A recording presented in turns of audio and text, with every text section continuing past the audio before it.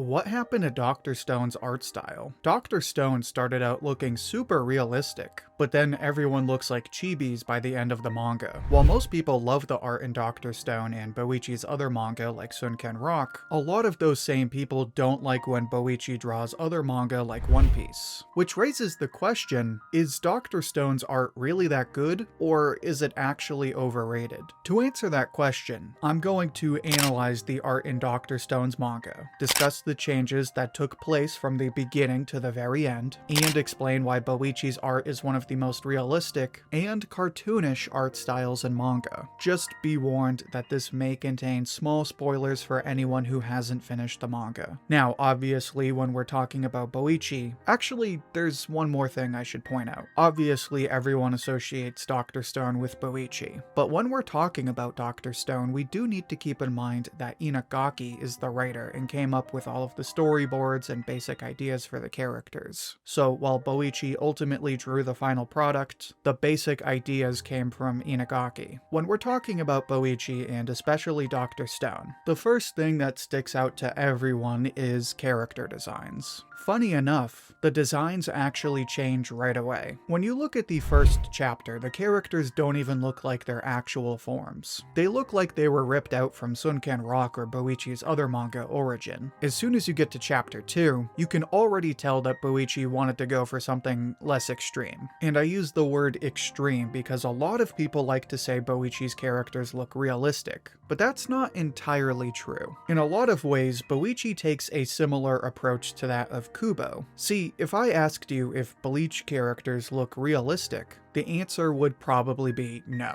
They definitely look detailed, but not realistic. In fact, this is why a lot of people don't like his take on One Piece. For example, if you compare Oda's drawing of Ace and Boichi's, it's hard to say that Boichi's is realistic. Compared to Oda's, yes. But looking at Ace, he's ripped to the point where he's basically got like 2% body fat. His waist is super tiny. His neck is big too. And yet his face still has that stylized cartoon look. So really, it doesn't make characters look realistic. He uses hyper-realistic detail to build on already stylized character designs. The reason it doesn't work in One Piece is because people already know what the characters look like. So adding the Boichi level of detail with the same over-the-top proportions isn't always the right choice. It's like when they made that horror version of Winnie the Pooh. It's just plain creepy. Now, don't get me wrong, I'm a huge fan of Dr. Stone. Arguably the biggest fan, but you know, I'm not really gonna go there.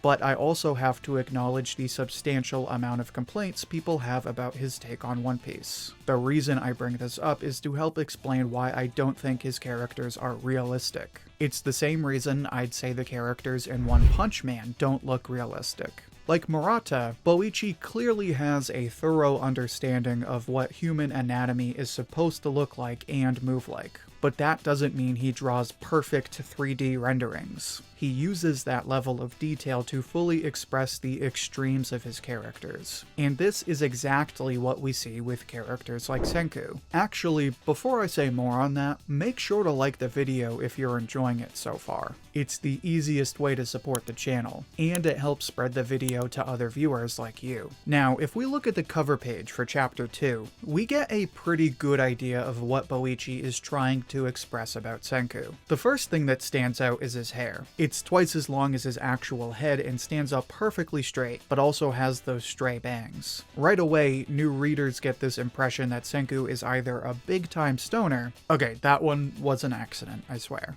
Anyway, big-time stoner, or this is a dude with some crazy ideas. And that's exactly what Senku is all about. He's a dude with big ideas, and he's not afraid to pursue those ideas in unconventional ways. This is reinforced by his outfit that looks like a lab coat, and the many bags and tools on his waist that cue you into the fact that Senku is someone who does a lot of preparation and regularly works in the field. All of this expressed in one drawing of Senku. Now, on top of Senku's personal design, we can also see some other quirks of Boichi. For example, you notice that the hands are drawn about as perfectly as you can draw hands. The eyes are something that really speaks to Boichi's style. The shape of the eyes is cartoonish in the sense that they're really big. In fact, Dr. Stone has a bit of a reputation for big eyes with wide gaps. but that's also partly the anime's fault. The eyes are also realistic in the way they're detailed. Again, simple idea expressed through realistic detail. Now, I love the characters in Dr. Stone, and I could go on for hours, but I do want to talk about one more character before we move on. That, of course, is Kohaku. Now, even more than Senku, Kohaku makes it pretty clear that Dr. Stone's characters are not realistic. If you look at her on the cover for Volume 3, her waist is teeny tiny, but then she has these super wide hips. And again, if you look at her eyes, they're full of detail, but they are not realistic by any stretch of the imagination. In fact, her eyes are like 10 times the size of her mouth. Nonetheless, Kohaku has one of the best designs in the series. Her big eyes and blonde hair illustrate how beautiful she is. The fact that she puts up her hair suggests that she doesn't go for traditional feminine charms. And the rope, dagger, and shield let us know that Kohaku is a tough brawler. So say what you will about the absurdity of Boichi's designs, but they look absolutely gorgeous. And more importantly, they immediately express the personality of each character with just one look.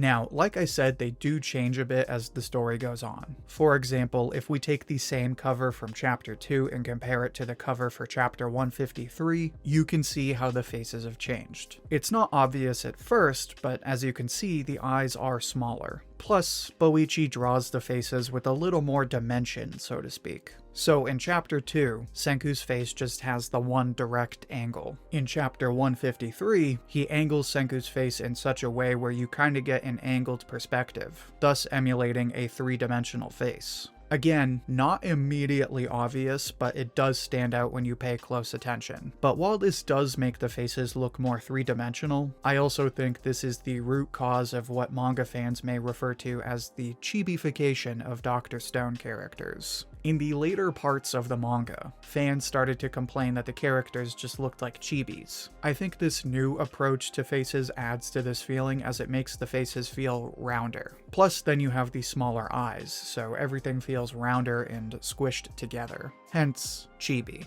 I personally don't have a preference, although I do find myself enjoying the newer art more. That being said, it was a common enough complaint that it needed to be addressed. Now, as much as people love the character designs, another part of Dr. Stone that people love is the action. It's surprising because action isn't a big selling point, but it is one of the best parts of Dr. Stone. One example that always stands out to me is this panel from Chapter 188. You have Tsukasa's fist in the foreground that emphasizes the power of his punch. You have Tsukasa's insane physique and impossible muscles that reinforce the horsepower behind that punch. That's contrasted by Tsukasa's calm face, implying that this punch is a combination of power and grace. And finally, the spinning motion and pose highlight the style of Tsukasa's punch. All of this detail and expression in something as simple as a punch. It takes a common attack and turns it into an iconic panel. Another example worth mentioning is this spread from Chapter 130. Here we see Hyuga fighting against Mozu. The middle panel takes up most of the page, emphasizing the intensity of the action. What immediately stands out is the flurry of attacks and how Boichi expresses them with these trails of motion. He also blurs the motion to make it feel more dynamic. And finally, you also see how Boichi organizes the sequencing, starting with Hyuga's spear at the top, cutting to a flurry of attacks, showing the other characters, then the big fight, then the characters at the bottom again. The fighting takes up the larger share of the page, but it's balanced out by the characters at the top and bottom.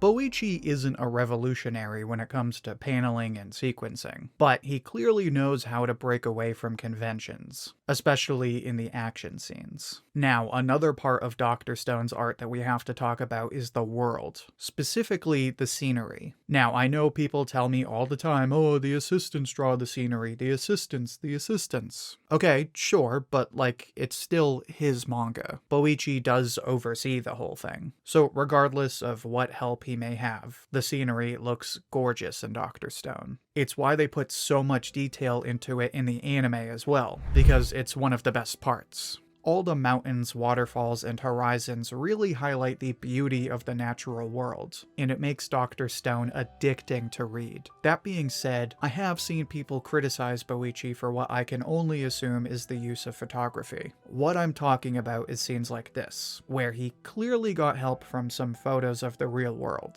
I personally really like it, but if you don't like it, then I can't really tell you you're wrong. Now, those are all the big selling points of the art style, but before I close out the video, there is one thing that I think is seriously underrated in Dr. Stone, that being the character expression. Part of this can be seen in the many character poses. Character poses are an underrated element of manga, and very few mangaka take full advantage of them. Thankfully, Boichi is one of those people. You can see it in the many poses Senku takes, as well as the poses that take place in the intense action scenes. But even more than the poses, what really makes Boichi's art so special is the character expressions and faces. I mean, I can name dozens of examples of reaction faces that instantly became memes in the anime. It's something so simple, yet nobody does it quite like Boichi does. This is something that's a staple throughout the entire manga. It's a constant reminder that while Dr. Stone may seem realistic at times, it's always a silly manga at heart that never forgets how to have fun and make you laugh or even cry. Say what you will about the over-the-top designs, but the realistic detail truly shines in the faces of Dr. Stone's characters. And it's his exceptional skills and character expressions that have led to some of the best-looking manga panels I've ever seen. It's for this reason that Dr. Stone will always be my all-time favorite manga. But now I'd like to hear what you think. How would you rate Dr. Stone's art style? How does it compare to other manga? Share your thoughts and see what everyone else has to say down in the comments. I'll pick my favorite and share it as comment of the week on my community tab.